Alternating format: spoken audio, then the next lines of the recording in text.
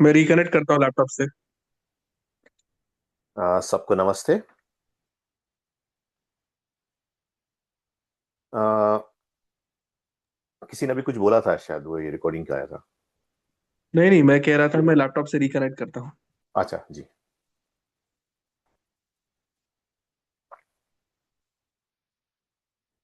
अच्छा, हमने पिछले उसमें जहाँ तक किया था तब तक हम रिकैप करते हैं। रिकैप में ये था कि हम बच्चों की शिक्षा की बात करें तो बच्चों की शिक्षा में ये दिखाया गया था कि कैसे उनको लोग छलते हैं, कैसे चीज से सिखाना उसको कि ये नहीं करना, ये इससे दूर रहना, यानी कि भूत प्रेत आदि से दूर रहना। भूत प्रेत किसको कहते हैं उसकी परिभाषा हमने दी थी कि भूत किसको कहते हैं, प्रेत किसको कहते हैं। और ये ड्यूटी आती है माता पिता और आचार्य की, इसलिए इन तीनों को महान कहा गया है। सबसे पहली गुरु जो होती है वो माता होती है। 5 वर्ष तक जो बालक होता है माता से सीखता है। उसके बाद 5 से 8 वर्ष तक पिता हो जाता है, पिता सिखाता है। और उसके बाद उनको स्कूल भेज दिया जाता है, यानी गुरुकुल भेज दिया जाता था। पहले होता था कि गुरुकुल 5 वर्ष से भेजा जाता था और लेटेस्ट 8 वर्ष, उससे ज्यादा नहीं रोका जाता था। क्यों नहीं रोका जाता था? दंड मिलता था, यानी कंपलसरी था एजुकेशन। ये सब इसमें आगे शायद है कि हमने बोल दिया था, ये बात मुझे ध्यान नहीं है। जैसे आज कई ऑस्ट्रेलिया में हमारा जैसा है कि ईयर 10 तक कंपलसरी एजुकेशन, उसी तरह से पहले था कि कंपलसरी होता था। और कंपलसरी का मतलब ये नहीं था कि आप ईयर 10 तक कर रहे हो या ईयर 5 तक कर रहे हो, आपको भेजा जाता था पूरा, जब तक कि आप स्नातक नहीं बनते। स्नातक का मतलब ग्रेजुएट नहीं होते। तो अब उसमें आगे चलते हैं हम। ये अभी जैसे जब आएगा तब आगे कवर करेंगे इसमें हम।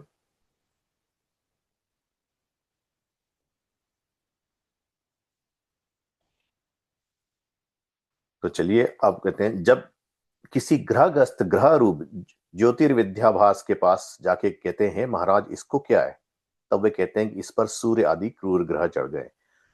जो तुम इनकी शांति पाठ पूजा दान कराओ तो इनको सुख हो, नहीं तो बहुत पीड़ित होकर मर जाएंगे तो भी आश्चर्य नहीं। इसलिए कहते हैं, जैसे कि जब जाते हैं तो कहते हैं इस पे ग्रह, शनि ग्रह पड़ गया, इस पे बृहस्पति चढ़ गया, इस पे कुछ हो गया ऐसे।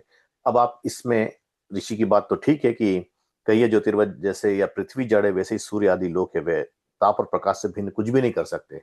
ऋषि ने इतनी क्लियरली ये बात समझाई है हमको कि ये सब जड़ आदि पदार्थ है, ये कुछ नहीं कर सकती। ये तो अपनी वो घूमने की जो है उनकी और जो नियम है वो भी नहीं बदल सकते, उनके पास ताकत नहीं है। क्या ये चेतन जो कि क्रोधित होंगे या आप उसको मिठाई दोगे या उससे पूजा कराओगे तो ठंडे हो जाएंगे? वो भी नहीं हो सकता।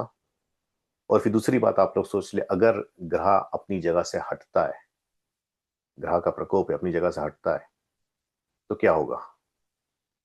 जो वो सूर्य सूर्य के उसमें घूम रहा है, उससे अगर हट जाता है, वो दूसरे ग्रह भी घूम रहे हैं, तो कोलिजन कोर्स पे आ जाएंगे वो। और कोलिजन कोर्स पे आना विध्वंस हो जाएगा वहां पे। तो ये हो नहीं सकता। तो अब इसमें प्रश्न आता है कि जो लोग सुख दुख हो रहे हैं, लोगों का आ रहा है, राजा वगैरह भी सुखी होते हैं कभी दुखी होते हैं, तो ये सब क्या ग्रहों का फल नहीं है? तो ऋषि ने उत्तर दिया, नहीं, है पाप और पुण्यों का फल है। कि आपने जैसे कर्म किए थे, पाप किए थे या पुण्य किए थे, उसके हिसाब से आपको ये फल मिल रहा। तो ये कहते तो क्या है ज्योतिष शास्त्र झूठा है? तो कहते नहीं, ज्योतिष शास्त्र झूठा नहीं है।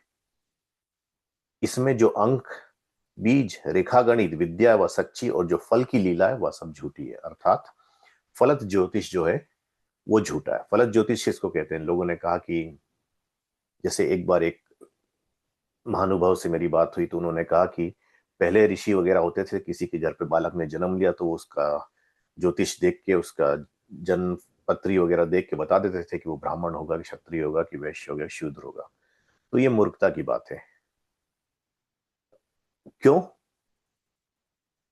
क्योंकि के वर्ण जो होता है वो आचार्य देता है। अगर ऋषि वो देख लेता कि बच्चा क्या करने वाला है आगे जाके, यानी बच्चे बंधा हुआ है, आपको ये मानना पड़ेगा कि वो अपने उससे उसके पास फ्रीडम नहीं है कुछ करने की। ईश्वर फिर बोलते कैसे जानता है? त्रिकालदर्शी है। क्यों? क्योंकि कि जो भी कार्य होता वर्तमान में ही होता, प्रेजेंट में ही होता, फ्यूचर में कार्य नहीं होता। ना पास्ट में होता, पास्ट में हो गया होता है या होने वाला होता है, होता प्रेजेंट में ही है। इसीलिए ईश्वर त्रिकालदर्शी है, जब भी कुछ होता है उसको पता होता है, क्योंकि वो हर एक जगह पहुंचा हुआ होता है। उसी तरह से अगर ज्योतिष पत्र वगैरह की बात हुई, किसी ने कहा कि आगे क्या होने वाला वो बता सकता है, तो मतलब कि वो आत्मा जो थी या वो है उसमें बंधी हुई है। हाँ, कुछ कुछ बता देते हैं, जैसे कि ऋषि दयानंद ने मन देखा। विभूति में एक और बात भी आती है कि आपके चित्त में क्या है, दूसरे के चित्त में क्या है, योगी जान लेता है। तो ऋषि ने देखा, जब ऋषि को जहर देने आया तो वो लेके आया, मिठाई लेके आ रहा था। उन्होंने कहा कि बहुत देर कर दी, क्या बात है, लोगों ने पूछा। तो उन्होंने कहा वो बैठ के उसमें जहर मिला रहा है। ऋषि ने बता दिया। वो लेके आया तो उसको पकड़ा उन्होंने कहा कि उसमें तूने जहर मिला? कहता नहीं मिलाया। तो कहता अच्छा तू खा। अब वो कहा क्यों खाएगा, वो मुझे पता है उसको क्या मिलाया उसने। तो उसको पकड़ा ऋषि ने, तो हालांकि छुड़वा दिया कि मेरा काम किसी को बंधन में डालना नहीं, मेरा काम लोगों को मुक्ति दिलाना है, लोगों को आजाद करना है, लोगों को ये बंधन से निकालना है। तो इसीलिए यहाँ पे जो ज्योतिष शास्त्र जो होते हैं हमारे, एस्ट्रोलॉजी और एस्ट्रोनॉमी होते हैं। एस्ट्रोनॉमी क्या होती है?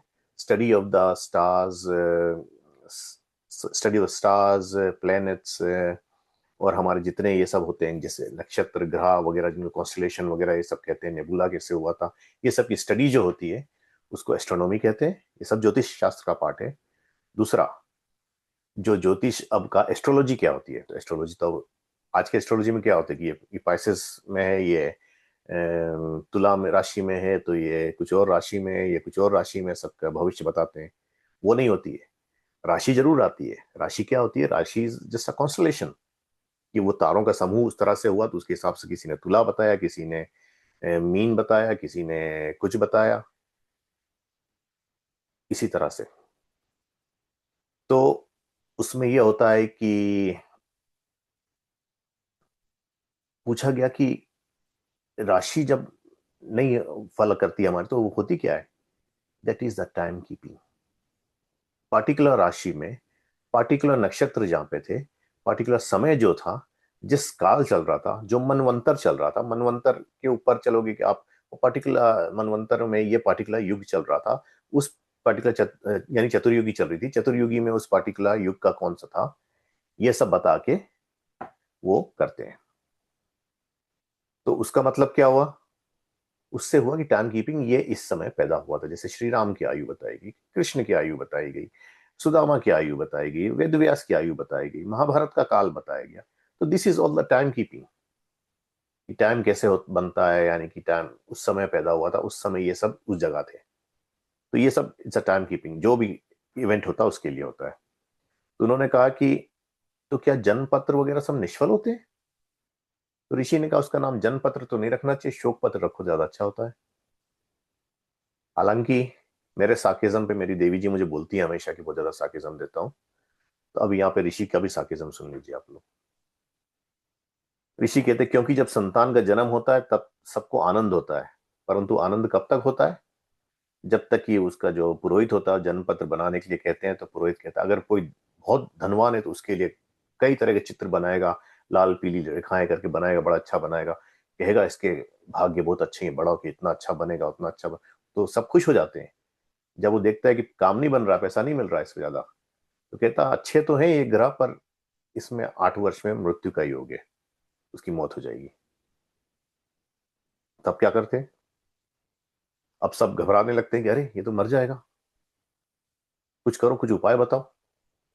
तो वो जो पंडित होता है या ज्योतिष महाराज जो होता है, तो वो कहता है कि क्या करो?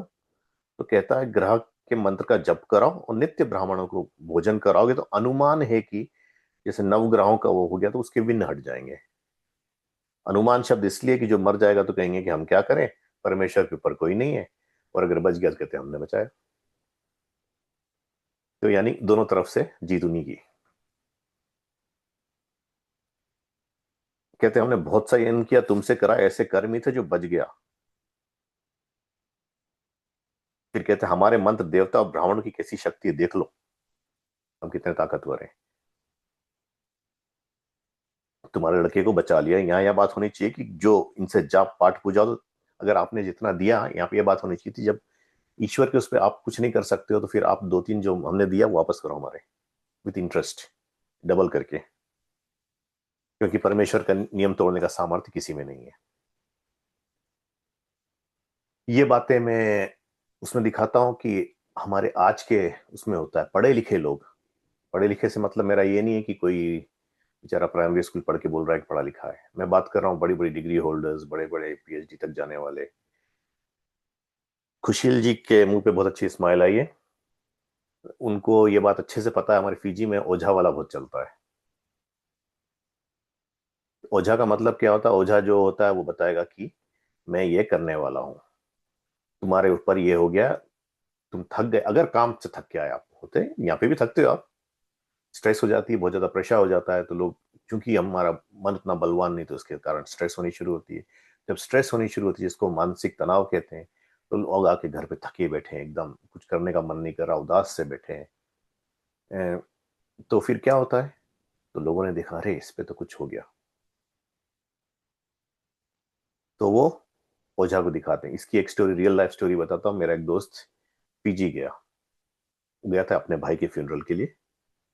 तो वहां पे, जब यहाँ पे रहने लगा इतने साल से, तो यहाँ के खाना का यूज हो गया। फीजी का खाना थोड़ा चटपटा होता है, थोड़ा ऑयली ज्यादा होता है। उसने कस के खाया, अच्छा लगा, खूब खाया। तो मुझसे कहता है कि पंडित जी एक प्रॉब्लम हो गई थी वहां पे। हंस के बताता है, मैंने क्या हुआ? कहता है कि मैंने इतना खा लिया, अब रात को अच्छे से नींद नहीं लगी, तो मैं कव्वाने लगा। कव्वाने का मतलब होता है हमारा कि बकने लगा सोते सोते। रात को सोते सोते उसने बकना। तो कहता है, गो अवे, गो अवे। तो उनकी जो भाई, जिनकी डेथ हुई थी, छोटे भाई थे, तो उनकी बीवी वगैरह घर पे थे, बीवी बच्चे वगैरह सब, उन्होंने सुना। उन्होंने कहा, भैया भैया आपको भूत ने पकड़ लिया है, चलो ओझा करेंगे। ये कहता, मैं इतना हंसा। उसने कहा, भूत ने नहीं पकड़ा मुझे, वो खाने ने पकड़ लिया था, इतना खा लिया था जो मैंने। तो ये रियल बात हुई थी। तो इसी तरह से ये, अगर ओझा के पास गए होते तो ओझा ने उनको कस के लूटना था, पैसा निकलवाना था, बेकार की बातें में न बनाना था। फिर आगे ऋषि कहते हैं, अगर गुरु भी दान लेने के लिए ऐसी जब स्टोरी बनाए आपके लिए, तो उसको भी बताओ कि ईश्वर के सामर्थ्य के आगे, ईश्वर के नियम के आगे किसी और का सामर्थ्य नहीं है, ताकत नहीं है। अब रह गए शीतला, मंत्र तंत्र यंत्र आदि। तो भी ऐसे ढोंग मचाते, कोई कहता कि हम मंत्र पढ़ के डोरा और यंत्र बना देंगे, हमारे देवता और पीर इस मंत्र यंत्र के प्रताप से उसको कोई विघ्न नहीं होने देंगे। तो उसको भी वही उत्तर देना चाहिए कि क्या तुम मृत्यु से ऊपर हो? परमेश्वर के नियम और कर्म फल से भी बच सकोगे? तुम्हारे इस प्रकार से कितने ही लड़के मर जाते हैं और तुम्हारे घर में भी मर जाते हैं, क्या तुम मरण से बच सकते हो? जब वे कुछ नहीं कहते तो वे धूर्त जान लेते हैं कि हमारी दाल नहीं गलेगी। इसलिए कहते हैं कि ऐसे मिथ्या व्यवहारों को छोड़कर धार्मिक सबदेश की उपकार करता, निष्ठ कपटता से सबको विद्या पढ़ाने वाले उत्तम विद्वान लोगों का प्रत्युपकार करना, जैसे वे जगत का उपकार करते हैं। इसलिए आप आदर करो, उनका भलाई करो, तो ऐसा कि जो आप सबकी भलाई करते हैं। क्यों? अब उसका उत्तर बताता हूँ। आजकल आप आचार्यों को देखोगे, मैंने कई बार अपने सत्संगों में, हमारे सत्संगों में मैंने डिफरेंस दिखाया, डिफरेंट डिफरेंट आचार्यों के, विद्वानों के मत का। और ये विद्वान कोई साधारण विद्वान नहीं है, मैं जिनकी बात मैंने बताई है वहां पे। ये दर्शनों का पूरा एक पूरा कंठस्थ कोई करके रखा है, दर्शनों को करता, उसका भाष्य लिखा है। दूसरे ने भी भाष्य लिखा, वो दर्शनों के साथ उपनिषद भी किए उसने, ये किए, सब वैदिक विद्वान है, बड़े से बड़े। पर गलतियां कर जाते हैं। क्यों गलतियां कर जाते हैं? उसके दो कारण होते हैं। एक कारण तो ये होता है कि हमारा अहम बढ़ता है, कि हमसे ज्यादा जानने वाला कौन है, हम जो बोलेंगे वही सही है। ये पहली बात आ जाती है। इसकी उदाहरण देता हूँ। मेरे एक मित्र हैं, पुरोहित हैं। तो उन्होंने, जब मेरे आचार्य जी यहाँ पे आते थे, घर पे रुकते थे, तो उनसे बताया। उन्होंने कहा, आचार्य जी एक बहुत बड़ी प्रॉब्लम होती है। पूछा, क्या प्रॉब्लम होती है? तो उन्होंने कहा, मैं ये थोड़ा बहुत पढ़ के जानता हूँ, लोगों के उसमें हवन कराता हूँ, उनका कार्य कराता हूँ, प्रवचन करता हूँ। कभी कभी घमंड आ जाता है कि मैं बहुत कुछ जानता हूँ। तो आचार्य ने कहा, आप क्या करें इसमें, तो बताइए। तो मैंने कहा, आचार्य जी एक सिंपल बात है, मैं अपना बताता हूँ। लगता मुझे भी पहले था कि मेरे बराबर कौन आएगा। मैंने कहा, उसके लिए उठाता हूँ मैं, थोड़ी देर ऋषि की पुस्तक पढ़ लेता हूँ। ऋग्वेदादि भाष्य, भूमिका उठाई, सत्यार्थ प्रकाश उठाया, गो करुणा निधि, ऐसे कुछ भी उठा के ऋषि का पढ़ता हूँ। थोड़ी देर पढ़ता हूँ, अपने आप जो यहाँ तक अहंकार आया था, नीचे गिर पड़ता है कि मेरी कोई औकात है नहीं उसके आगे। क्योंकि कि हर बार पढ़ने में मुझे एक और थोड़ी डीपनेस जाने का मौका मिलता है। सत्यार्थ प्रकाश के लिए मैं कह रहा हूँ 13वीं बार पढ़ रहा हूँ ये। और एक जो पढ़ के यहाँ क्लास लेने से पहले, तो यानी 14 बार मेरी हो जाएगी पूरी क्लास, ये हमारा खत्म होने तक। तो उसमें ये होता है कि हर बार पढ़ने में थोड़ा मिलता, तो इसलिए अहंकार उससे हमेशा ऐसो से नापो, तो आपको पता चलेगा कि आपकी औकात क्या है, आप कहाँ हो। अगर मैं करता कि मैं 5 साल का बच्चा बैठा, मैं उसके नॉलेज के हिसाब से कंपेयर करता अपना कि उसने तो ये पढ़ा नहीं, तब तो मैं बहुत बड़ा नॉलेजवान हो जाता। ऐसा कभी करने से आप बढ़ नहीं सकते। तो इसलिए उन्होंने कहा है कि ऐसे विद्वानों को बढ़ाओ। और आचार्यों की यही बात होती है, अहंकार आती तो उसके कारण वो अपना गलत बताने पे भी उसको फिर पक्षपात करके, जैसे हमने स्व मंतव्य मंतव्य प्रकाश में किया था, कि वो अपने असत्य को सिद्ध करने के लिए उस पर फिर पेचीदे कसते फिरते हैं, गुस्सा भी हो जाते हैं, चिढ़ जाते हैं, क्रोध आता है, आदि आदि। और दूसरी बात होती है कि आचार्यों की रोजी रोटी, जब पेट हमारा खाली होता है ना, तब ये सब नहीं सोचता, तब दूसरी जगह होती है। स्वामी विवेकानंद से पूछा गया था अमेरिका में कि आप यहाँ पे धर्म का उपदेश दे रहे हो, आपके देश में क्यों नहीं देते, यहाँ क्यों आए हो? स्वामी विवेकानंद का उत्तर था कि मैं देश में क्यों दूं, वहां भूख है, कौन मेरे धर्म के बारे में सुनेगा, भूख के आगे कौन सुनेगा इसके बारे में। ये बात अलग है कि महर्षि दयानंद ने अपना छोड़ा नहीं, उन्होंने कहा कि मैं इन सबको मुक्ति की ओर ले जाने वाला हूं, उनके लिए चेष्टा करूंगा कि ये मुक्ति की तरफ जा पाए। स्वार्थी नहीं थे, वो ऋषि थे, उनके लिए ये सब की कोई वैल्यू नहीं थी। तो इसलिए उन्होंने कहा कि बच्चों की सिखाना चाहिए कि वशीकरण कुछ नहीं होता, इससे कुछ नहीं होता। अगर वशीकरण वगैरह होता है तो वो बेकार की बात है। उसमें अगर ताकत होती, इंसान कुछ भी कर लेता। जैसे कि आप देखते रोज 50 लोग लॉटरी जीतते हैं, और 50 लोग लॉटरी जीतते तो जीतते, उसके बाद ये होता कि आप किसी से दुश्मनी तो आप उसका कुछ कर देते। कई लोगों की कई लोगों से दुश्मनी होती, कई लोगों से चिढ़ते हैं, पर उसका मतलब नहीं उनका कुछ हो जाता। हाँ, कोइंसिडेंटली कभी कभी हो जाता है। उन्होंने कहा देखो उसने ऐसा किया था, ऐसा हो गया। वो हो सकता, that is just a coincidence कि उसी समय उनका हुआ था तो ये हुआ।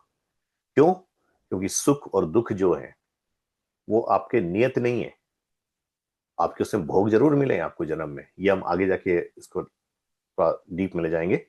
अभी खाली टच करता हूँ, आपको मिले जरूर है, पर ये नहीं निश्चित है, हमारे हाथ में नहीं है कि आज के दिन सुख लिखा है, कल के दिन दुख लिखा है।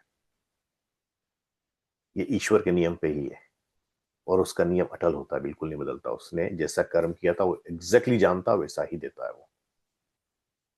तो ये हम नहीं कह सकते कि हमारे ये इसमें जाएंगे या वैसे जाएंगे। और उसके जो नियम है बहुत सूक्ष्म है, सूक्ष्म से सूक्ष्म, यानी कि इसके साथ आप ऐसा करोगे तो ऐसा होगा। इसको हम थोड़ा इवोल्यूशन के साथ भी समझाएंगे, तब आगे हमारा टाइम आएगा उस पर तब। अब इसके बाद आते हैं वीर रक्षा। आनंद और नशा करने से दुख प्राप्ति भी जना देनी चाहिए। कि देखो, वीर रक्षा यानी कि आप जो अपना वीर संकलित करते हो, गर्लफ्रेंड बॉयफ्रेंड बना घूमते हो, उसमें नशा करने से दुख प्राप्ति होती है, उससे आप अच्छा हो नहीं जा सकते। तो फिर उन्होंने कहा जिसके शरीर में सुरक्षित वीर रहता, तब उसको आरोग्य, बुद्धि, बल, पराक्रम बढ़ के बहुत सुख की प्राप्ति होती है। इसके रक्षण की ये रीति कि विषयों की कथा, विषयी लोगों का संग, विषयों का ध्यान, स्त्री का दर्शन, एकांत सेवन, संभाषण और स्पर्श आदि कर्म से ब्रह्मचारी लोग प्रथम रहकर उत्तम शिक्षा और पूर्ण विद्या को प्राप्त हो गए। अर्थात ऐसी कुछ भी चीज नहीं करना जिससे विषयों का ध्यान आए, ये आपका मन उसकी तरफ जाए, यौन की तरफ जाए। एक स्त्री का एकांत सेवन भी नहीं करना, ये पुरुषों के लिए बता रहे हैं, स्त्री का ऑपोजिट ले लीजिएगा। और यह होता है क्योंकि कि जिसका वीर सुरक्षित नहीं होता, गिरते जाता है, वह नपुंसक की तरह हो जाता है, महाकुलक्षणी हो जाता है। और उसको, जिसको प्रमेय रोग होता है, प्रमेय रोग का मतलब होता है गोनोरिया, ये सेक्सुअली ट्रांसमिटेड डिजीज की बात कर रहे हैं। तो होते कि अगर मल्टीपल पार्टनर्स आपने किए, गलत पार्टनर्स में गए, गलत चीजों में गए, तो आपको ये बीमारी वगैरह होगी। तो उससे आगे जाके आपकी संतानों पे भी पड़ता, आपके शरीर पे तो पड़ेगा ही पड़ेगा, वो तो खैर आप हटा नहीं सकते, पर संतानों पे भी पड़ेगा। तो आप निर्बल हो जाएंगे, निस्तेज हो जाएंगे, निर्बुद्धि हो जाएंगे, आपका उत्साह कम हो जाएगा, ताकत नहीं रहेगी, साहस खत्म हो जाता है, धैर्य खत्म हो जाता है, आदि आदि। इसमें बहुत प्रॉब्लम आती है। तो इसलिए कहते हैं कि सुशिक्षा और विद्या के ग्रहण करो, वीर की रक्षा करने में चुको नहीं, क्योंकि क्या जन्म तुमको यह अमूल्य समय प्राप्त नहीं हो सके इस जन्म में। अगर आपने ये समय छोड़ दिया तो आगे आपको समय नहीं मिलेगा। एग्जाम्पल देता हूं मैं, बाकी की चीज छोड़ दो। एक साहब सत्संग में आए, जिस जनरल उसमें बता रहा हूं मैं, थोड़ा अलग टॉपिक के उसमें बता।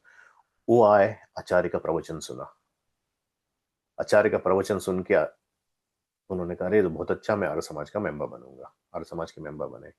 कहते हैं हमारी फैमिली तो आर्य समाज थी, इंडिया से आए हम यहाँ, पर हम इतना समय निकाल दिया, कुछ इसके बारे में सीखा नहीं। आज इतना अच्छा लगा आचार्य जी आपकी बात सुन के। तो आचार्य कोस आचार्य की बात अच्छी थी, तो हम अच्छा लगा इसलिए मेंबर बने। उन्होंने कहा हमने इतना समय कर दिया, अब मैं अपना समय इसमें लगाऊंगा।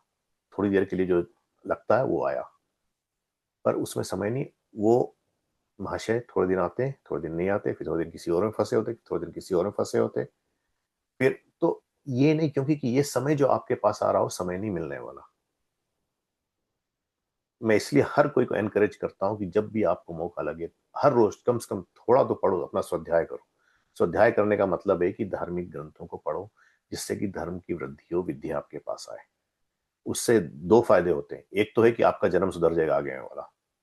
दूसरा ये है कि जो आज हम स्ट्रेस वगैरह से गुजरते हैं, डिप्रेशन, एंजाइटी वगैरह जो आती है ना, इससे धीरे धीरे हटने लगेंगे, ये आचरण उसमें ला दिया तो कहते हैं इस तरह से कि कैसे करना है, वीर की रक्षा कैसे करना है, किस तरह करना है, अमूल्य जो ये अमूल्य रत्न है ये हमारे, कि अपने आप को संयम में रखना आदि। तो ऐसी बातें माता शिक्षा सिखाए। तो आगे ऋषि ने फिर वो बात कह दी, इसलिए मातृमान पितृमान शब्द का ग्रहण उस उक्त वचन से किया, अर्थात 5 वर्ष के तक के बालकों को माता, 6वें से 8वें वर्ष तक पिता शिक्षा करे, और 9वें वर्ष के आरंभ में द्विज अपने संतानों का उपनयन, उपनयन होता है जनेऊ, अपनी संतानों का उपनयन करके आचार्य कुल में, अर्थात जहां पूर्ण विद्वान और पूर्ण विदुषी स्त्री शिक्षा और विद्यादान करने वाले हों, वहां लड़के और लड़कियों को भेज दें, और शूद्र आदि वर्ण उपनयन किए बिना विद्याभ्यास के लिए गुरुकुल में भेज दें। इसमें बात हुई थी, लोगों ने कहा था कि सबका जनेऊ कराना चाहिए। उस महानुभाव से बात हुई थी तो वो चिढ़ गए थे इस बात पे। उन्होंने, मैंने कहा नहीं, सबका नहीं किया जाता, क्योंकि शूद्र जो होता अपने संतान का उपनयन नहीं कराएगा। तो कहते मतलब आप शूद्र करके उसको शूद्र लेना चाहते हो? मैंने कहा जी नहीं। उपनयन करने का मतलब है कि आप उसमें इनिशिएट कर रहे हो स्टडी के लिए। उपनयन हो गया, अब वो जाके अपनी पढ़ाई कर रहा है। ब्राह्मण, क्षत्रिय, वैश्य उनके घर पे होता था, क्योंकि तीनों वेद पढ़े होते थे। शूद्र उसको कहते हैं जिसने वेद पढ़ा नहीं है और पढ़ने की क्षमता नहीं थी इसके पास, इसलिए शूद्र कहलाया वो। तो मतलब नहीं कि वो बुरा इंसान है। तो वो अपने संतान का नहीं करता था क्योंकि विद्या नहीं है उसके पास, पर पढ़ने जरूर भेजना उसको भी। उसमें छूट नहीं है कि वो नहीं, ठीक है इसका है। बीच में भारत में चल पड़ा था कि अगर तुम किसी चमार के लड़के हो चमार ही बनोगे, मोची के लड़के हो मोची ही बनोगे, डॉक्टर के लड़के हो डॉक्टर ही बनोगे, आदि आदि सब ऐसे ही चलना। जो कि गलत बात थी, क्योंकि कि जो जिसके लिए होता है, जिसका तेज जहां होता है उस तेज की तरफ उसको उत्साहित करना चाहिए, उसको एनकरेज करना चाहिए। और कहा है कि उसको शूद आदि को उपनयन किए बिना ही विद्याभ्यास के लिए गुरुकुल में भेज दे। दूसरी बात है कि टीचर्स की बात होती है। अब कहते हैं टीचर्स भी तो वही ब्राह्मण होते। टीचर्स ब्राह्मण नहीं होते सब, कुछ होते हैं, मैं नहीं कह रहा हूं सबको, कुछ होते, सब नहीं होते। क्यों नहीं होते? क्योंकि के ब्राह्मण की परिभाषा यहाँ पे दी गई है, पूर्ण विद्वान और पूर्ण विदुषी, ये सब जानने वाले, यानी कि उनका आचरण भी वैसा ही होना चाहिए। ये नहीं कि टीचर आपका शराब पी रहा और बताता है शराब अच्छी नहीं है, तो ये ब्राह्मण के उसमें नहीं आएगा। तो इसीलिए बात यह है कि हमको सीखने की बात है कि कैसे हम सीखें और किसके पास भेजें। जब आपके पढ़ाने वाले ही उतने विद्वान होंगे तब कर सकते हो। अगर ऐसा टीचर आपका होगा जो कहता है कि सत्य आगे जाके हम देख लेंगे, आज तो झूठ पकड़ लेते हैं, आज झूठ पे चल देते, तो आप क्या करोगे? दूसरी बात, ऋषि ने कहा है आगे जाके इसमें कि उन्हीं के संतान सभ्य और सुशिक्षित हो, जो पढ़ाने में संतानों का लाड़न कभी नहीं करते, किंतु ताड़ना ही करते हैं। इसको मैं, यानी ये पढ़ने के बदले मैं उसको समझाता हूँ क्या बताया ऋषि ने। ये ऋषि ने बताया है कि महाभाष्य का लेके, महाभाष्य क्या होता है? महाभाष्य लिखने वाले महर्षि पतंजलि थे। महर्षि पाणिनि ने जो व्याकरण भाष्य लिखा था, व्याकरण पे बनाई थी, अष्टाध्यायी जिसको कहते हैं, उसका भाष्य जो किया गया उसको महाभाष्य कहलाते कहा जाता है। तो महर्षि पतंजलि ने इसमें बताया, क्या बताया? उन्होंने कहा कि बच्चों को ताड़ना देना चाहिए। ताड़ने का मतलब थोड़ा स्ट्रिक्ट रहना चाहिए। ताड़ने का मतलब ये नहीं कि आप आते से पिटाई लगाओ कि बच्चे आपको देखें तो डर के मारे कांपना शुरू कर दें, वो अच्छी बात नहीं है। आगे इसलिए बताते हैं क्यों। क्योंकि गलत के लिए जब आप डराओगे तो उसमें डरेगा, गलत करने से रुकेगा, वो अच्छा करने की कोशिश करेगा। पर दूसरी बात इसमें, आप ताड़ो तो ऊपर से, पर बैर से नहीं करना, पक्षपात लेके नहीं करना, गुस्से में नहीं करना, मन में प्यार रखना हमेशा उनके लिए, बट वहां दिखाने के लिए कि हाँ तेरे को रोक रहा हूं मैं। सुन। तो ये बच्चे को होना चाहिए, तो बच्चे के पास ये भी रहे कि हाँ, द्वेष कभी नहीं आना उस बच्चे से उसमें। और दूसरी बात ऐसी आती, जैसी अन्य शिक्षा की वैसी चोरी, जारी, आलस्य, प्रमाद, मादक द्रव्य, मिथ्या भाषण, हिंसा, क्रूरता, ईर्ष्या, द्वेष, मोह आदि दोषों को छोड़ने और सत्याचार के ग्रहण करने की शिक्षा करें। क्योंकि कि एक बार जो चोरी आदि ये सब कर लेता है, उसको अगर आपने शिक्षा नहीं दी कि ये गलत है बेटा, इसकी चोरी नहीं करना। आज आप देख ही रहे हैं विक्टोरिया में क्या हो रहा है। लोग कहते हैं कि बच्चे हमारी बात नहीं सुन रहे। मेरा प्रश्न है, बाकी भी यहाँ पे हम बच्चे वाले हैं, हमारे बच्चे क्यों नहीं करते? वो मिलते तो पीएस से वो भी हैं, उनके पीएस भी, ये नहीं कह रहा हूँ कि सब अच्छे होंगे, कुछ तो खराब होंगे ही उनमें। तो वो क्यों नहीं करते? क्यों? क्योंकि कि उन्होंने अपने माता पिता को ऐसे करते देखा है। उनको ये बताया नहीं गया कि बेटा ये गलत है या बेटी ये गलत है। उन्होंने वही किया कि हाँ चलते रहो। उनको पेट किया गया, जो आज के उसमें चल रहा है कि किसी को कुछ बोलो नहीं, चलने दो, वो गलत को गलत नहीं है। तो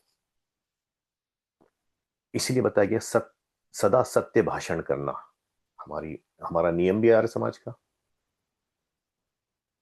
कि असत्य का त्याग करना, सत्य का ग्रहण करना। तो इसलिए कहा सत्य भाषण और सत्य प्रतिज्ञा युद्ध सबको होना चाहिए, किसी को अभिमान योग्य नहीं। क्योंकि अभिमान श्रियम हंति, या किसी कवि का वचन है। कवि जो है वो आचार्य चाणक्य शायद है। जो अभिमान अर्थात अहंकार है, वह सब शोभा और लक्ष्मी का नाश कर देता है, क्योंकि अहंकार आपको डुबो देता है। अहंकार के दो मतलब होते हैं। अहंकार एक दूसरे उसमें लोगे तो मन के को भी अहंकार कहा जाता है, मन चित्त बुद्धि अहंकार। ये हम आगे चलेंगे तो उसमें योग पे आएंगे, चैप्टर 3 में, तभी ये बात पे आएंगे। तो कहते हैं छल कपट या उससे नहीं करना। अब लोगों ने क्वेश्चन किया, अगर माता पिता अच्छा काम नहीं करें, बच्चे से बोलेगा अच्छा करो, बच्चा करेगा? हो सकता है करे कभी, किसी ऐसे के साथ जुड़ जाए जो कि उसके पुराने संस्कार जो दबे पड़े थे वो उठ जाए, वो हो सकता है आगे जाके जब मिलेगा दूसरे से। पर वैसे जरूरी नहीं कि वो हो। दूसरी बात, उन्होंने कहा या तो माता अच्छी हो पिता खराब हो, या पिता अच्छा हो माता खराब हो। तो अच्छे वाले का ले ले वो भी नहीं होने वाला। क्यों? क्योंकि के गिरने में ताकत नहीं लगती आपकी, आपको मेहनत नहीं करनी पड़ती। मनुष्य आलसी हो जाता है। गिरने में मेहनत नहीं करनी पड़ती, मेहनत चढ़ने में ही पड़ती है। गिरने में केवल क्या होता है, चोट लगती है, वो भी कब लगती, जब गिर जाओगे तब। तो इसलिए वो गिरने की तरफ ही जाएगा, वो आलस का ही रास्ता लेगा। इसलिए कहा गया, इसलिए कभी ये नहीं सोचना कि अरे ये तो अच्छा है, मैं खराब करूं तो करूं, तो क्या एक तो अच्छा है हम दोनों में से? नहीं, वो नहीं।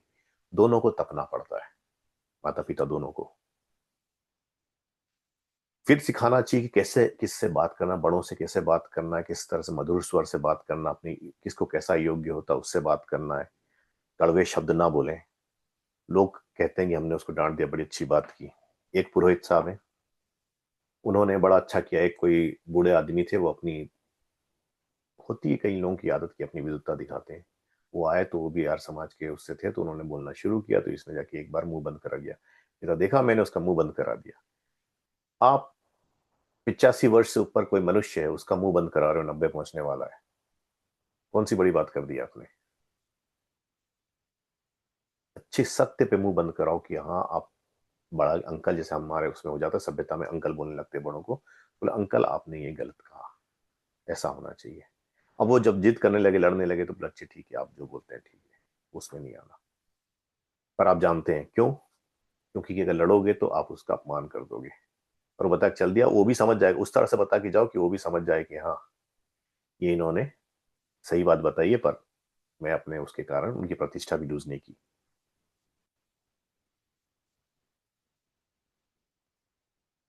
और उसके बाद होता है सज्जनों का संग और दुष्टों का त्याग, अपने माता पिता और आचार्य की तन मन और धन आदि उत्तम उत्तम पदार्थों से प्रीतिपूर्वक सेवा करना। इसके बाद ऋषि ने अ, एक मंत्र दे दिया, तैत्तिरीय आरण्यक या तैत्तिरीय उपनिषद का पहली वल्ली का अनुवाद, जो ऋषभ जी आप पढ़ रहे थे शायद।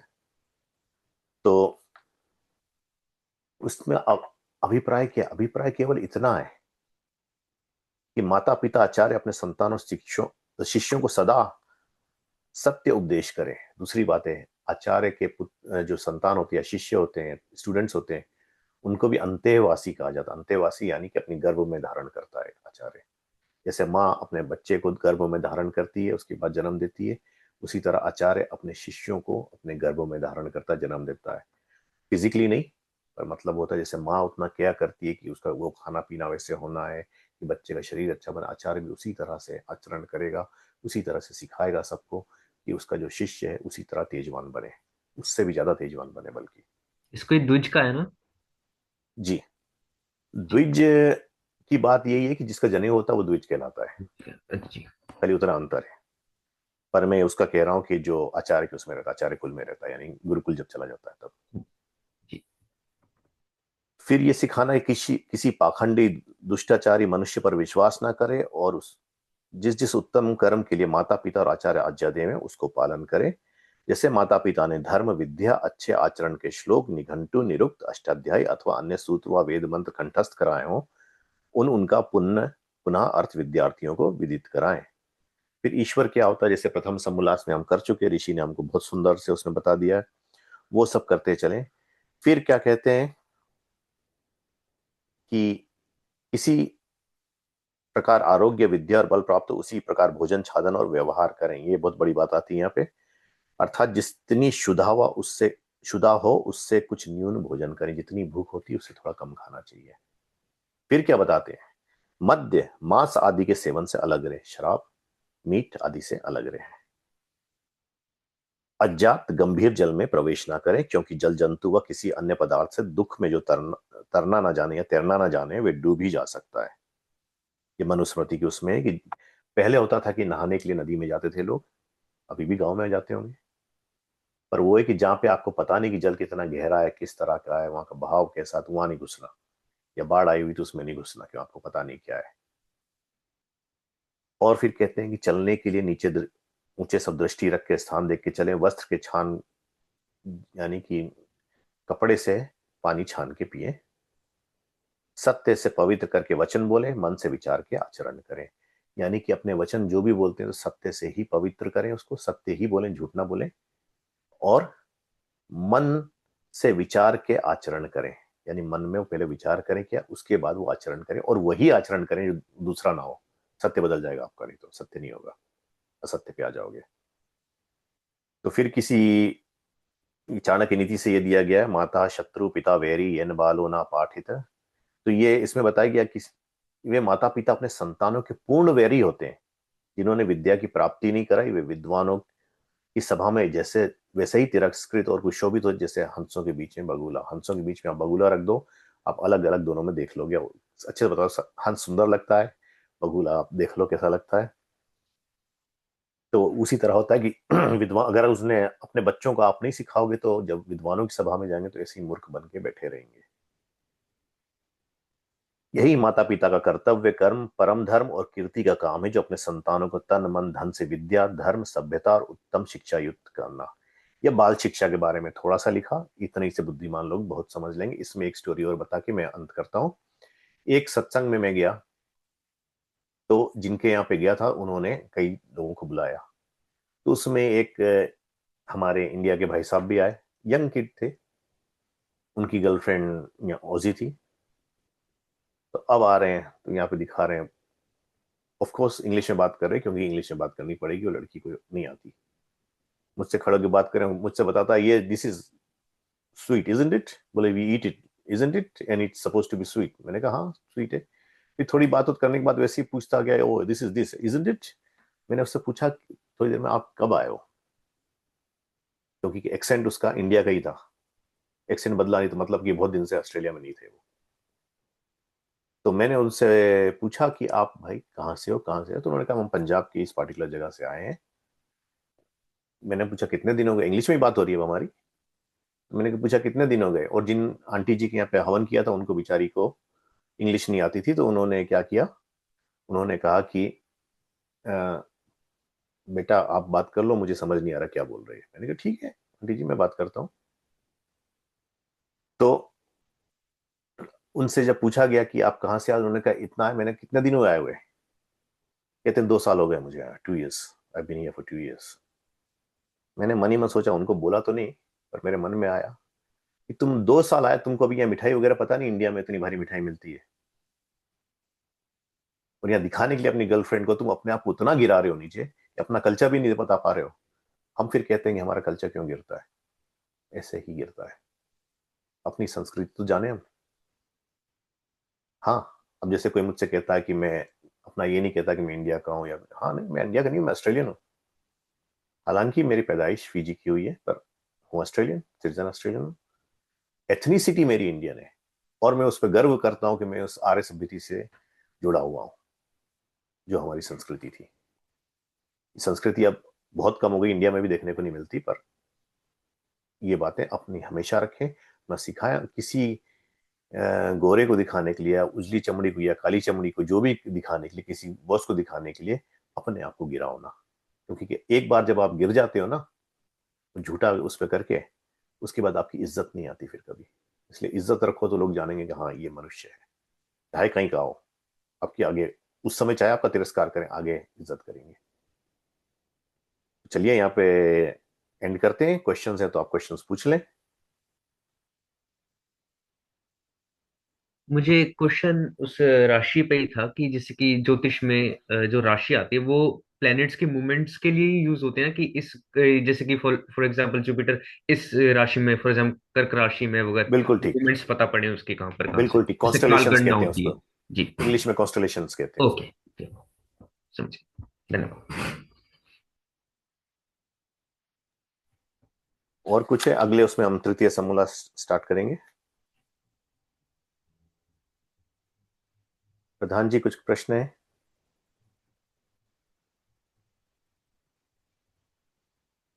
नहीं है प्रशांत जी।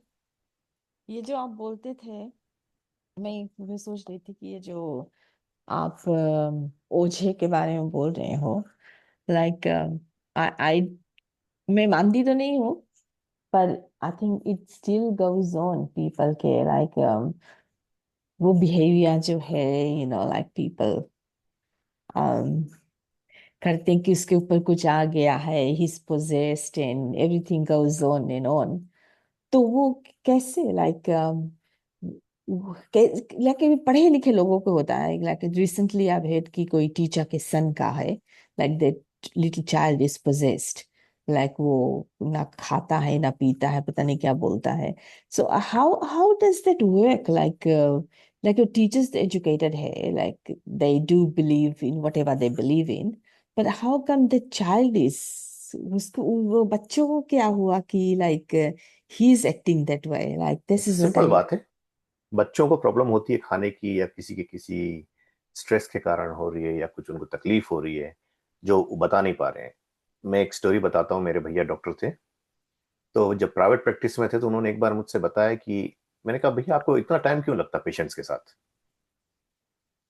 दूसरे डॉक्टर्स तो उनके मेडिकल सेंटर वाले देखते निकाल देते, पेनाडोल पकड़े, पहले तो ये था पेनाडोल और एमोक्सिसिलिन पकड़ा देते थे, छोटा सा बीमारी हुई। तो पूछा कि क्यों आपको टाइम लगता? उन्होंने कहा कि देखो बात ये है, प्रशांत बात ये है, कोई भी पेशेंट जब आता है ना, तो हर बार वो पूरी बात बता नहीं पाता है उसके मन में क्या है।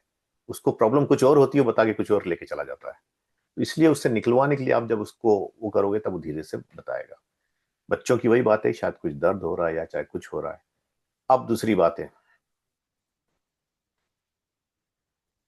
एक महानुभाव ने बच्चों को, जो हमारे फीजी में एक होता है कि नजर लग गई, बहुत ज्यादा होता है, तो एक महानुभाव ने क्या किया कि बच्चा रो रहा है तो उन्होंने कपूर जलाया, घुमाया, नजर उतर जाएगी। खैर बच्चा चुप हो गया, देखा नजर लगी थी। बच्चा क्यों चुप हुआ? सुशील जी आपके मन में कुछ आ रहा है, बोलिए। मैं सुन लूं उसके बाद बोलूंगा पंडित जी। नहीं, बच्चा इसलिए चुप हुआ कि उसको एक अट्रैक्टिव चीज दिखी छोटे से बच्चे को कि आगे। और इसमें दांत देखिए, हमारे प्रेसिडेंट के कितने बड़े दांत दिख रहे हैं, तो करने वाली वही थी। I was doing that when Gyan nahi tha, right? Like we did not know about Satyat Prakash and stuff like that. We're talking about our first child. So that happened. But coming back to my question, Prashant, like that particular example that I was talking about, the scenario जो मैंने बोला है, like that has gone to medical, like doctors ke paas, like that little kid is admitted in the hospital, you know what I mean? So like doctors, so definitely they should know ki what is wrong with that kid, don't you think so? सब कम doctors इलाज नहीं कर सकते, सब बीमारी का बता भी नहीं सकते, क्यों खोजते हैं। एग्जाम्पल्स बहुत हैं, कई लोगों को खोजा गया। मेरे साथ एक कोलीग था, उसको लंग कैंसर था, अब दुनिया में नहीं है, वो चाइनीज था। उसका इतना टेस्ट करने वाला था royal Melbourne hospital, one of the best hospital in the world. वो डिटेक्ट नहीं कर पाए कि उसको कैंसर था।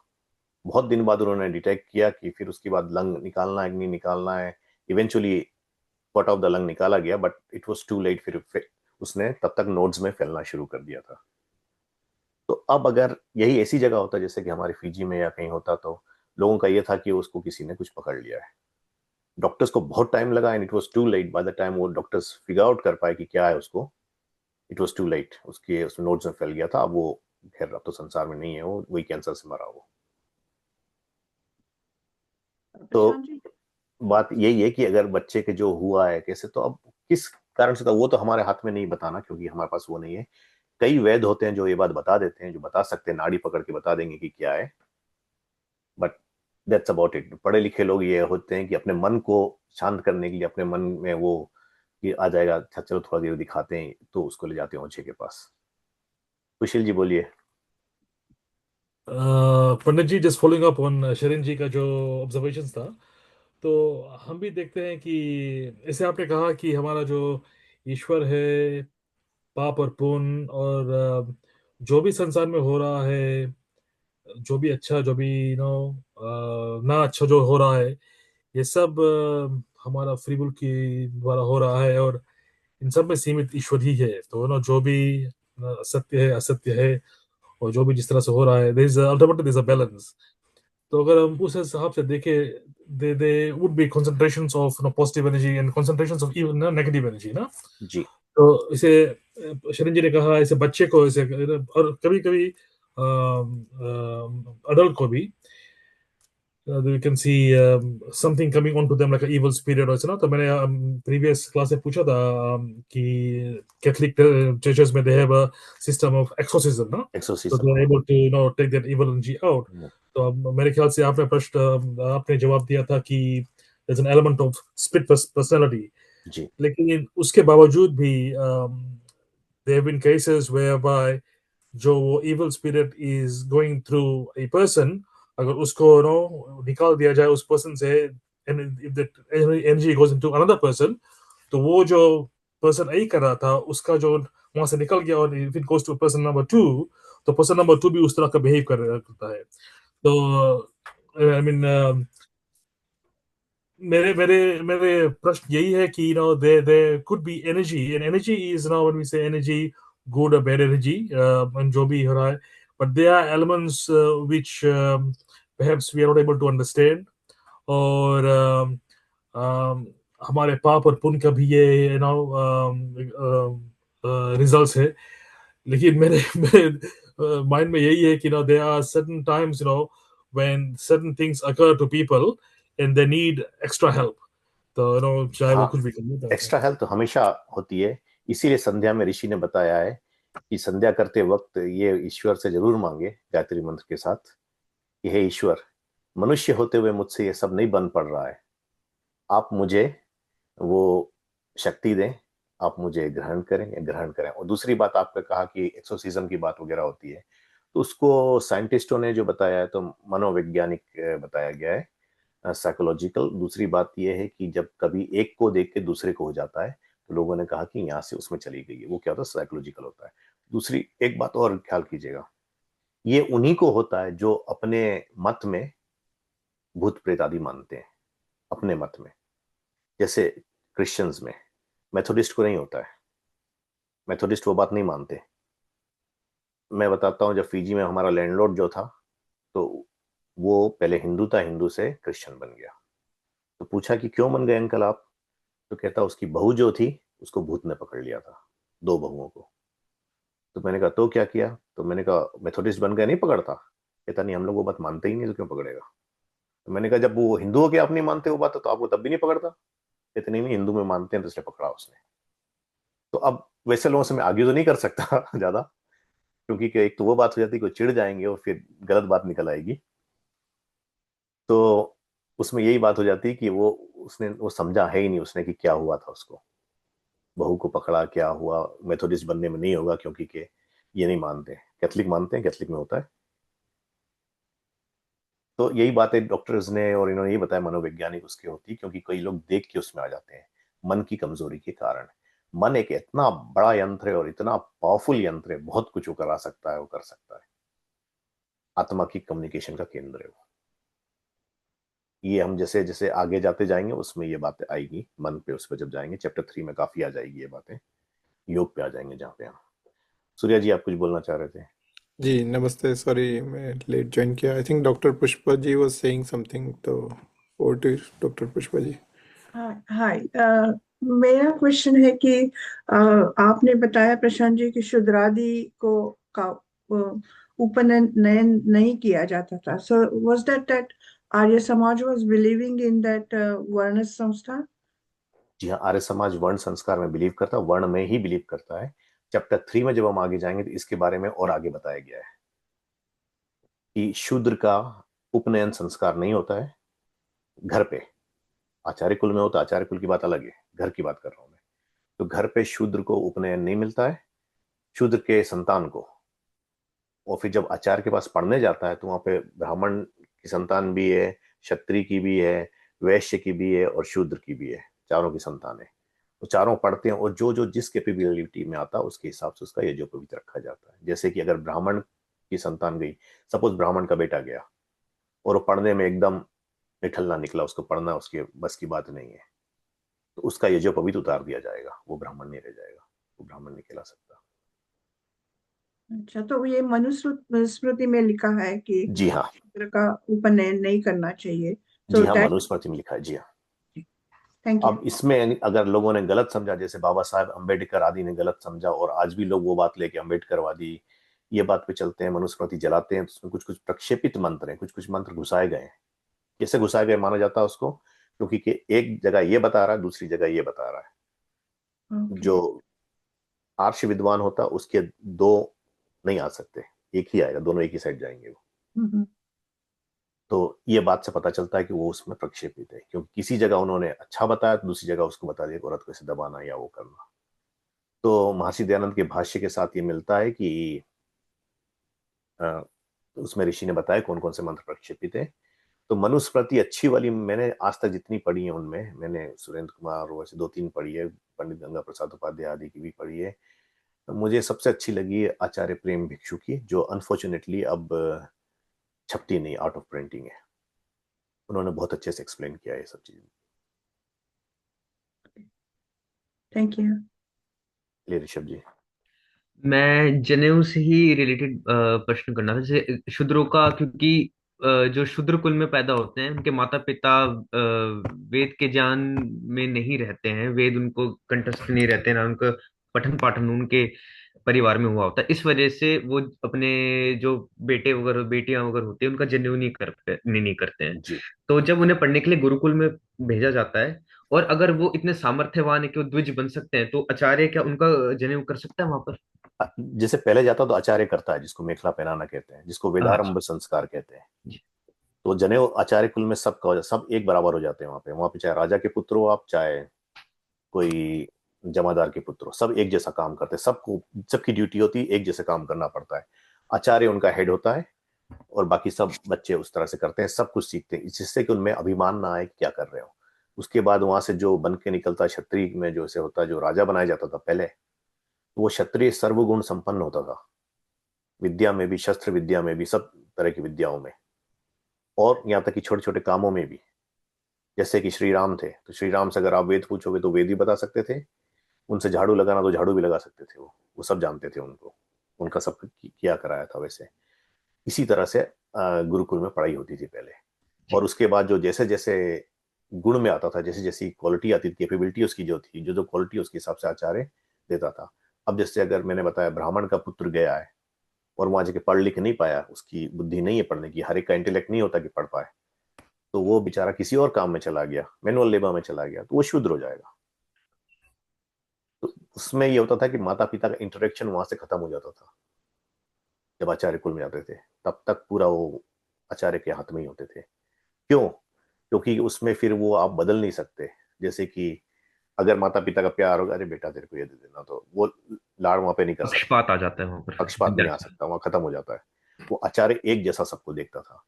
हाँ, आचार्यों की भी बात आती कि उनमें भी उन्होंने अपने फेवरेट स्टूडेंट्स वगैरह रखे थे, तो वो गलतियां थी उनकी। पर वो सिद्धांतिक और हिस्ट्री डिफरेंट है ना, हिस्ट्री में व्यक्ति जी गलत हाँ। होता है पर सिद्धांतिक बातें गलत नहीं हो सकती। नहीं तो उनकी गलत थी, जैसे हिस्ट्री में आया है, और छोटे से आचार्य की नहीं, बड़ी आचार्य की बात हुई, आचार्य महाभारत में। द्रोण की। आचार्य द्रोण के का प्रिय शिष्य था अर्जुन।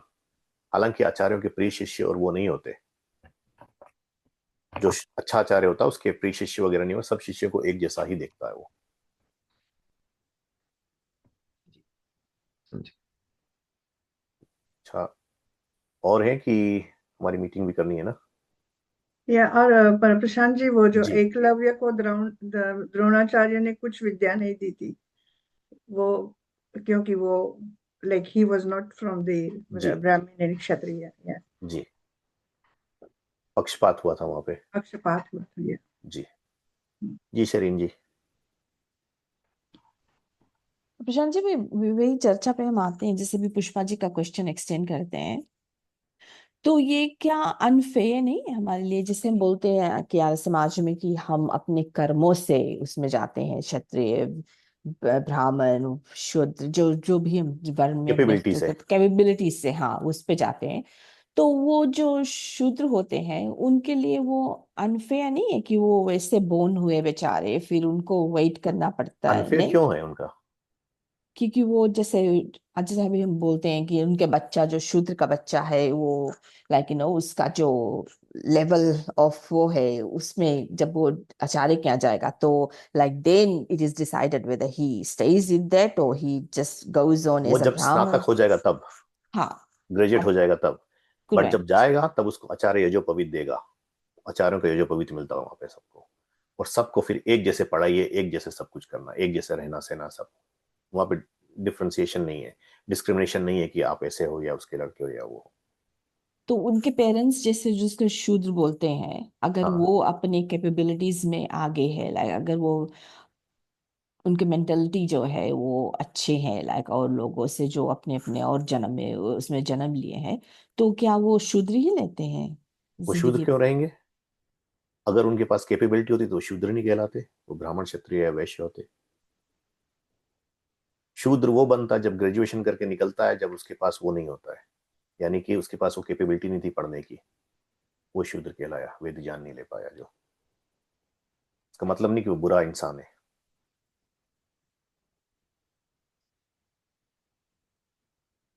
ओके। और जो शूद्र जैसे होते, जैसे एग्जाम्पल आता है महर्षि जाबाल का।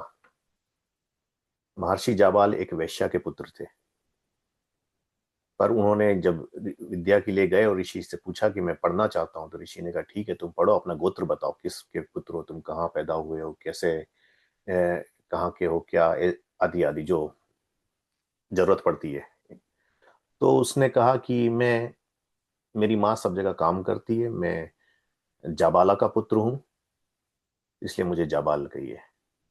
मेरी माँ सब जगह काम करती है, उसको मुझे पता नहीं मेरा पिता कौन है, ना मेरी माँ को पता है कि मेरा पिता कौन है। तो ऋषि ने कहा तुम में सत्य भरा है, तुम्हें सत्य की हो, तुमको मैं सत्यकाम जाबाल नाम देता हूँ। वही सत्यकाम जाबाल आगे जाके जाबाल ऋषि बना, वो ब्राह्मण हो गया शूद्र से। हाँ, ऋषभ जी और खुशी जी दोनों ने उठाया है, एक बोले। कुशल जी ने पहले उठा रखा तो वो उनका पहले बनता है बोलना। पंडित जी, मेरा एक सरल सवाल सवाल हाँ, सवाल था। तो अभी के जमाने में जो ये ब्राह्मण वगैरह जो है, क्या हम कह सकते हैं कि जो भी स्कूल से, हाई स्कूल से, या हाई स्कूल से नहीं, जो भी यूनिवर्सिटीज वगैरह से ग्रेजुएट कर ले, तो वो क्या कहलाएंगे? इसे हम कहते हैं कि हमारे कर्म से हमको ये मिलता है। तो अभी अभी का जमाना में ब्राह्मण और क्षत्रिय और देखिए, शूद्र और वैश्य, इसका क्या महत्व है? क्या बात है, अच्छा ठीक। हाँ, ब्राह्मण की बात अभी हो गई। अब हमारा जो कि डाउनफॉल हो गया, तो डाउनफॉल में उन्होंने बता दिया ब्राह्मण कौन है। ब्राह्मण कर दिया कि जो टीचर है उसको ब्राह्मण कर दिया। यही बात आपको बताई जाएगी, यार समाज में भी बताई जाएगी, हालांकि वो सही बात नहीं है। ब्राह्मण है जो ब्रह्म के मन में, और उसके ये गुण है, क्या है? यज्ञ करना, कराना, दान लेना देना, विद्या अर्जन करना और विद्या देना, ये सब 6 गुण अगर वो करेगा तो वो ब्राह्मण कहलाता है। उसको ये करने, आज तो वो करते नहीं, वो तो क्या, ब्राह्मण तो आज टीचर है तो वो शराब भी पी रहा है, वो फिर घूमने भी जा रहा है, फिर रिलेशनशिप भी अलग अलग यहाँ वहाँ रख रहा है, तो वो ब्राह्मण कैसे हो सकता है? पर इन्होंने अब उसको करके ब्राह्मण कर दिया, ब्राह्मण, क्षत्रिय, वैश्य, शूद्र। अगर कोई सोल्जर तो उन्होंने कर दिया वो क्षत्रिय, कोई बिजनेसमैन है तो कर दिया कि वो वैश्य है, और शूद्र तो उन्होंने जस्ट जनरल रख दिया कि जो खाता पीता वो करते, जो दस्यु कहलाते थे। पहले दस्यु होता था एक, जो आर्यों में नहीं आते थे। ये इतना अंतर है।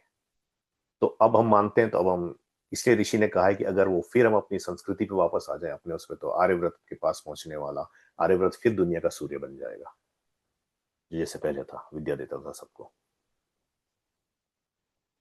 चलिए ऋषभ जी। जी। तो मैं बस वही शूद्रों से रिलेटेड पूछा, जैसे कि आजकल जो बीच में मध्यकालीन में जो धारणा बन गई थी शूद्र अछूत, या फिर उनका कोई अधिकार ही नहीं है, उन्हें बिल्कुल भी मानवता की तरह रखा ही नहीं जाता था। तो एक्चुअली में, पर अब जब हम शास्त्र देखते हैं, निरुक्त में भी देखते हैं, जैसे बताते हैं कि चारों वर्ण ईश्वर पुत्र है, या फिर शूद्र को भी आर्य कहा जाता है। यद्यपि ऋषि दयानंद ने शूद्र को मूर्ख कहा है, पर मूर्ख का अर्थ होता है जो अविद्या, जिसमें जी विद्या ना बिल्कुल हो। ठीक, हाँ। मूर्ख का वो अर्थ अनाड़ी, नहीं होता कि गंदा या फिर कुछ ऐसा, मूर्ख का बस ये है कि वो अनपढ़ रह गया है। हाँ, अनाड़ी कहा है इसलिए उसको। अनाड़ी का है जी। तो मूर्ख का अर्थ ये यहाँ पर ऋषि दयानंद का वो तात्पर्य नहीं गंदे या फिर ऐसे लोग हैं, बल्कि इनको ये कहा है सिर्फ कि भाई अविद्या से, भले ही विद्याहीन है, विद्या नहीं है, परंतु एक जो जैसे शास्त्रों में बताया कि ये भी आर्य अर्थात ये भी श्रेष्ठ रहते हैं, इनका जो आचरण वगैरह शूद्रों जी, का होता है वो भी अच्छा हो सकता है। अगर वो गलत करते हैं, वर्ण आश्रम विषय ऋग्वेद आदि भाष्य भूमिका में ऋषि ने बात बताई है जी कि अगर उनका आचरण गलत होता है, जी। यानी अच्छा करते हैं, अच्छे के साथ साथ खराब भी करते हैं, उनको दस्यु कहा जाता है। वो दस्यु हो जाते हैं। जी। जी। तो मनुष्य के बारे में फिर बताया है, और देव के बारे में, देव सत्य पे ही चलेगा, सत्य ही करेगा। ऋषि आदि की तो बात और ऊपर हो जाती है, तो योगी की। पर मैं ये मनुष्यों में ये हो जाता है कि मनुष्य जो होता है वो करता है, पर कभी कभी हो गया तो उसने मिस कर दिया, उसने इतना कर दिया, और जो गलत वगैरह करने लगता है, दूसरों को हानि पहुंचाने लगता है, अपने मतलब से करने लगता है, स्वार्थ परार्थ भूल जाता है, तो वो दस्यु कहलाया है। जी समझ गया। तो वो मतलब कि चारों वर्ण से बाहर ही हो जाता है वो, भारी हो गया हो तो। क्योंकि वो आर्य भी नहीं रहा। हाँ, उसीलिए जब स्वमंतव्य मंतव्य प्रकाश में बताया था ऋषि ने, हाँ उसको असुर आदि कहते हैं। जी, याद है। हाँ जी, धन्यवाद। सूर्य जी। जी, I am conscious of time, लेकिन और मेरा इंटरनेट भी स्लो है, लेकिन इसमें टॉपिक में शूद्रों के लिए उन्होंने शायद अनटचेबिलिटी के लिए भी बोला कि खाना बना सकते हैं शूद्र भी, उनको बस साफ सुथरा नहा धो के बनाना जी क्या ऐसी ड्यूटी है, जी लेकिन उनको इक्वल ड्यूटी, वो मेरा टॉपिक भी है शायद, तो उसमें वो पढ़ रहा था मैं बुलेट पॉइंट्स, तो उसमें ये आया था कि शूद्रों को वो इक्वलिटी वाली बात कर रहे थे। शूद्रों के लिए खाली इतना कहा है कि शूद्र आदि करें तो अपने बाल वगैरह, नख वगैरह साफ करें, नख छेदन यानी नख, नाखून काट लेना, जिसमें कि मिट्टी उसमें या कुछ जाए नहीं, क्योंकि मैनुअल लेबर करने वाले शूद्र होते हैं मोस्टली, और ये कर देना जिससे कि थूक आदि उसमें ना जाए। तो यानी सफाई से सब करना, जो आज रेस्टोरेंट में आज भी वैसे भी होता है। नॉर्मल हाइजीन की बातें हैं तो नॉर्मल वगैरह हाइजीन की समझ बातें हैं वो सब। गए। तो वहां पर ऋषि दान का बेसिकली वो तात्पर्य नहीं है कि भाई शूद्र ही करे, वो तो सबके लिए ही है, पर क्योंकि शूद्र हाँ ही, क्योंकि बाकी जो तीन वर्ण होते हैं वो अपने अपने काम करते थे, वैश्य का कृषि वगैरह हो गया, फिर बिजनेस वगैरह हो गया। यद्यपि जी तीनों वो होते हैं मेनली कि जो वेदस्थ हो, जो वेद पढ़े हो तीनों ने और अपने अपने कर्म में लग रखे हो, बिल्कुल ठीक। और शूद्र जो दास होते हैं जो उनकी हेल्प करते हैं, तो उनके लिए जी बेसिकली बताया कि हाइजीन में काम वगैरह करना है। जी। जी, और एक धन्यवाद। बात और बताता हूँ, जैसे कि एग्जाम्पल देता हूँ, एक बार ऋषि दयानंद को एक ब्राह्मण के यहाँ बुलाया गया, तो ब्राह्मण के वहां जब वो गए भोजन करने, तो जी ब्राह्मण मीट काट रहा था, क्योंकि बलि प्रथा चलती थी लोगों में। तो इन्होंने कहा कि मुझे उच्छिष्ट होता है, मैं ये नहीं खाऊंगा। उसने कहा पर आपको कुछ तो लेना पड़ेगा। तो उन्होंने कहा अच्छा ठीक है, मैं यहाँ तो नहीं खाऊंगा कुछ, यहाँ मैं नहीं खाने वाला, पर मुझे जो जैसे कि आलू प्याज वगैरह जिसको सीधा बोलते हैं हमारे फीजी में, वो दे देना।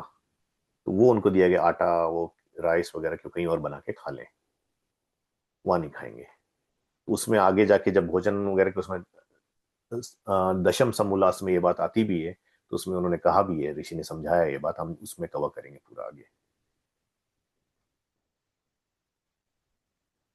पंडित जी, जो अगला क्लास उसका डेट और तीसरा समरा होगा ना? हाँ, तीसरा शुरू करेंगे वही 7 बजे, ठीक है? मैं तो काम पे होऊंगा, पर काम से ज्वाइन करूंगा। सैटरडे ना? हाँ, इट्स 1 नवंबर ना, Saturday. Saturday is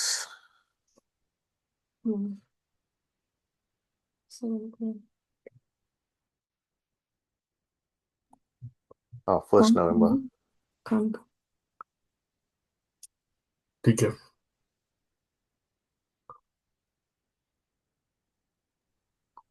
Prashant ji, फिर आप रिकॉर्डिंग ऑफ कर दीजिएगा, फिर हम अपना मीटिंग कर लेते हैं जल्दी से। लाइक जी धन्यवाद। जो मीटिंग कमिटी में नहीं है, अगर if you want to stay back you can stay back, it's बट इट्स नॉट मैं कंपल्सरी। रिकॉर्डिंग स्टॉप करता हूँ यहाँ।